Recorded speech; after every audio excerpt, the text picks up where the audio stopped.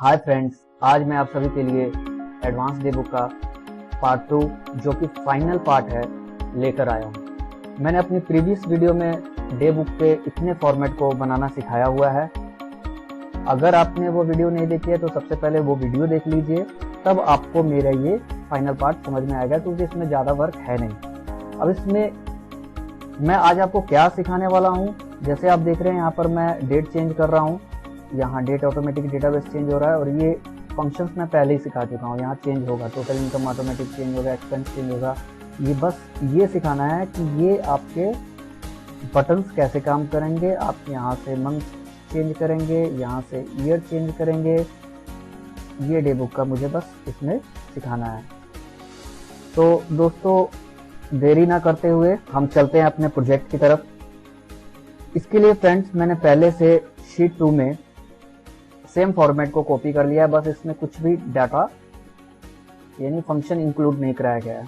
अब इसमें हम सारे ये फंक्शन ऐड करेंगे जो मैंने यहाँ पर कर रखे हैं। 1 2 3 4 5 6 ये सारे फंक्शन ऐड करेंगे। तो चलिए दोस्तों, सबसे पहले मैं आपको एक और इन्फॉर्मेशन दे रहा हूँ। ये फंक्शन ऐड कराने के लिए आपके एक्सेल में डेवलपर टैब जरूर एक्टिव होना चाहिए। अगर ये एक्टिव नहीं है तो फिर आपको थोड़ा सा प्रॉब्लम हो जाएगा। मंथ और ईयर तो काम कर जाएंगे लेकिन डेट वर्क नहीं कर पाएगा उसका। तो फ्रेंड्स, डेवलपर टैब कैसे एक्टिव होगा? तो सबसे पहले आपको यहाँ फाइल टैब में जाना है, ऑप्शंस में आना है और आप यहाँ आ जाइए कस्टमाइज रिबन। कस्टमाइज रिबन में देखिएगा, आपके कस्टमाइज रिबन में मेन टैब में यहाँ पर डेवलपर टैब पर टिक नहीं होता है, तो आपको टिक कर लेना है। 2007 में भी आपको कस्टमाइज रिबन में ही जाना है और डेवलपर टैब 2007 का फंक्शन अलग हो सकता है, मुझे उतना याद नहीं है। 2013 में ये फंक्शन आपको मिलेंगे। तो डेवलपर टैब आपको ऐड कर लेना है। जैसे ही ऐड करिएगा, जैसे मान के चलिए मैं अभी दिखा रहा हूँ, यहाँ मेन टैब में डेवलपर नहीं है और मैं जैसे ही इसको ऐड कर लूँगा कस्टमाइज रिबन में, यहाँ डेवलपर को मैं ऐड कर ले रहा हूँ, ये मेरा शो होने लगेगा। अब हमको क्या करना है, डेवलपर टैब में आना है, उसके बाद इंसर्ट में आना है और आप यहाँ पर ये वाला बटन्स को, स्पिन बटन फ्रॉम कंट्रोल को आपको सिलेक्ट करना है और उसको ड्रॉ कर देना है इस तरह से। ये हमने ड्रॉ कर लिया है, थोड़ा मैं जूम कर ले रहा हूँ। डेट वाले सेल में हमने यहाँ पर ड्रॉ कर दिया। ठीक है दोस्तों, इसके बाद हमको इस पर राइट क्लिक करना है और फॉर्मेट कंट्रोल पर आना है। यहाँ देखिए राइट क्लिक करना है, फॉर्मेट कंट्रोल पर आ जाएंगे। फॉर्मेट कंट्रोल पर ये सीधा आपको कंट्रोल में ले जाएगा। साइज वगैरह का तो हमको कुछ देना नहीं है हमको, फॉर्मेट कंट्रोल पर। अब ये कह रहा है करंट वैल्यू क्या होनी चाहिए जब ये स्पिन वर्क करे। इसमें सबसे करंट वैल्यू क्या होनी चाहिए? हमने कहा 1, क्योंकि हम डेट दे रहे हैं इसलिए मिनिमम वैल्यू हमारी 1 होनी चाहिए और मैक्सिमम वैल्यू जो है आपको पता है किसी महीने में 30 और 31 तक में आता है। और इंक्रीमेंट जब इन पर फंक्शन ऐड कराया जाए तो कितने स्टेप ही आगे बढ़े, तो हमको हर दिन एक ही डेट बढ़ाना होता है, 1 2 3 4 5, तो 1 रहना चाहिए। अब यहाँ आपको सेल का लिंक दे देना है, आपको बस वहाँ क्लिक क्लिक करना है, ये आपका ऑटोमेटिक सेल ले लेगा।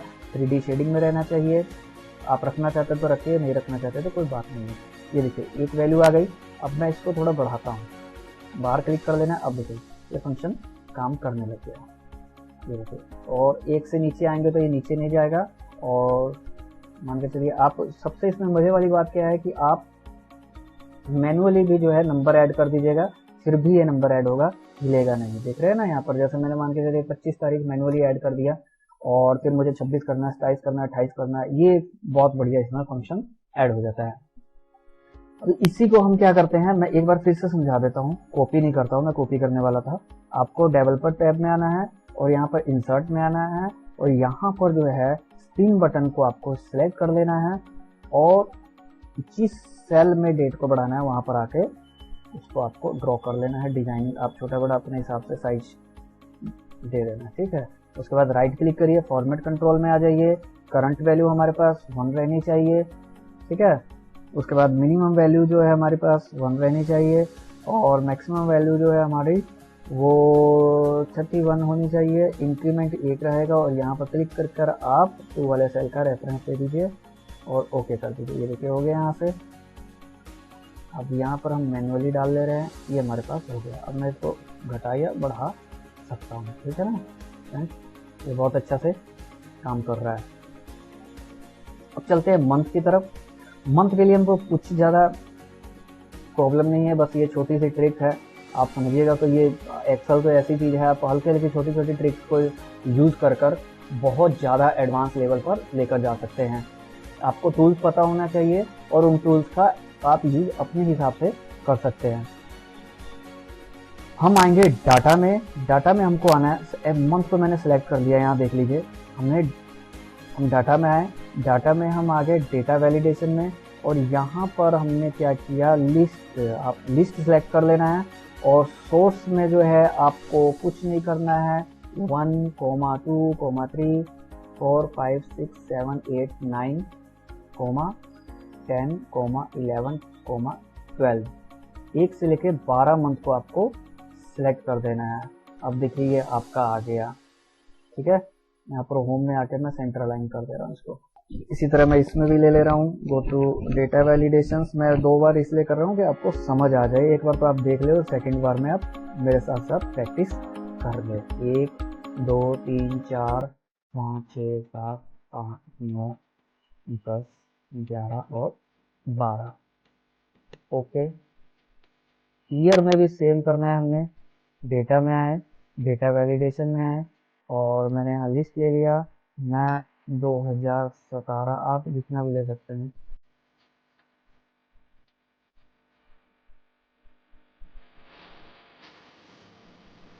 और लास्ट में कोमा नहीं देना है, ठीक है। यहाँ चलिए, ये देखिए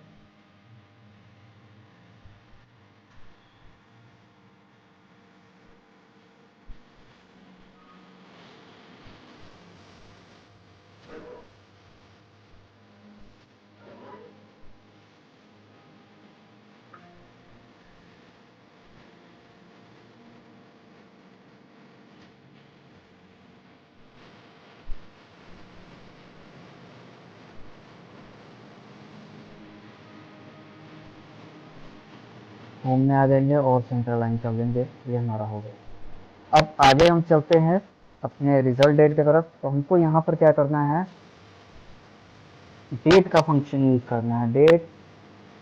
और इसमें क्या रहा, ईयर, तो हमने यहाँ ईयर सेलेक्ट कर लिया। कोमा मंथ, नया मंथ सेलेक्ट कर लिया। कोमा डे, हमने यहाँ डे के सेल को, हमको सेल को सिलेक्ट करना है, बस सेलेक्ट कर लिया, एंटर करेंगे। देखिए फ्रेंड्स कितना बढ़ गया। अब मैं यहाँ डेट चेंज करके दिखाता हूँ, ये 28 मार्च। जैसे मैं यहाँ मंथ चेंज करूँगा, जैसे मैं यहाँ ईयर चेंज करूँगा, ये अपने आप काम करेगा, ठीक है फ्रेंड्स। और 11, और यहाँ पर मैं ले रहा हूँ मैनुअली 1 नवंबर हो गया हमारा।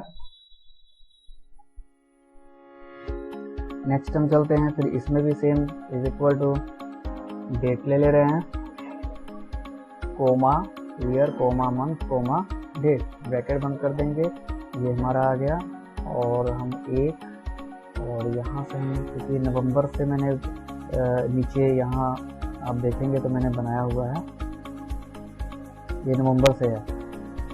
देखिए अपने आप डेटा शो होने लगा। तो फ्रेंड उम्मीद करता हूँ आपको ये समझ में आया होगा।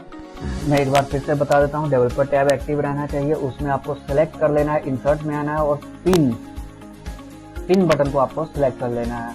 इसमें राइट क्लिक करके वैल्यू फॉर्मेट कंट्रोल में वैल्यू सेट कर देनी है, और यहाँ सेल लिंक में जिस सेल में आप वैल्यू को दिखाना चाहते हैं वो वैल्यू आपको डाल देना है। इसमें खास बात यह है कि आप मैनुअली डाल रहे हैं, यहाँ पर आपको डेटा वैलिडेशन करना है और 1 2 3 1 कर देना है यहाँ भी, और यहाँ डेट का फॉर्मूला आपको लगा देना है। इसके रिगार्डिंग मैंने पहले ही आपको बताया हुआ है, सबमिट का फॉर्मूला यूज कर आप यहाँ से डेटा को फैच करा के यहाँ पर शो करा सकते हैं। तो दोस्तों ये पूरी तरह से डायनेमिकली फाइनली डे बुक का मैंने फाइनल आपको बता दिया है। इसके बाद आप इस पर प्रैक्टिस करिए और बढ़िया से डे बुक को बनाइए। दोस्तों मैं यहाँ सम की एक बता देता हूँ। मेरा तो स्टूडेंट्स ने मुझे पूछा कि सर ये हम कुछ सम देखिए क्या कर रहा है कि किसी 2 रेंज के बीच के डेटा को लाकर आपके पास शो करा देता है, या 2 वैल्यूज मैंने कहा हुआ है। तो अब यहाँ पर देखिए मैं एक चीज बता दे रहा हूँ, देखिए कि मैं एग्जांपल ले रहा हूँ। हमने यहाँ कहा कि B16 में, B16 से B251 में रकम, ये जो G6 में यहाँ पर G6 में है, या तो रकम इसके बराबर हो या इससे बड़ी हो। यानी 1 नवंबर यहाँ दिख रहा है तो 1 नवंबर, 2 नवंबर, 3 नवंबर, 4 नवंबर ये होनी चाहिए। फिर मैं यहाँ से बता रहा हूँ, फिर हमने कहा कि ये वाला जो है G8 में, यहाँ उल्टे से चलते हैं थोड़ा सा ज्यादा समझ आएगा। हमने कहा G8 में रकम या 1 नवंबर के बराबर हो या उससे छोटी हो। कहाँ पर? ये वाले में B16 यहाँ डेट वाले, ये वाला जो एरिया है डेट वाले B16 से B25 251 तक में आप उसको बढ़ा भी सकते हैं, लेकिन स्टार्ट जहां से हो रहा है वहां करना है। इसमें ये G8 में या उसके रकम बराबर हो या उससे नीचे। और फिर हमने यहाँ कहा हुआ है कि G6 में रकम या तो बराबर हो या उससे बड़ी हो। इसमें कह रहे हैं या बराबर हो और उससे छोटी, और इसमें कह रहे हैं बराबर हो और उससे बड़ी हो। और दोनों डेटा आपको कहां से खोजना है? B16 में से ही खोजना है। तो इन दोनों के बीच में जब आप खोजिए,